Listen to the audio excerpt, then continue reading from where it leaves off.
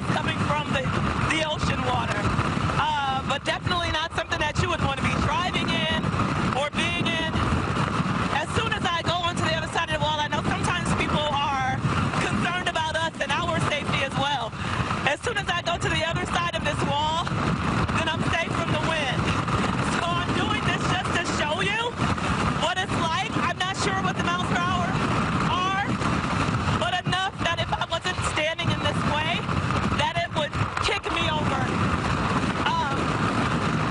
I'm going to send it back to you guys.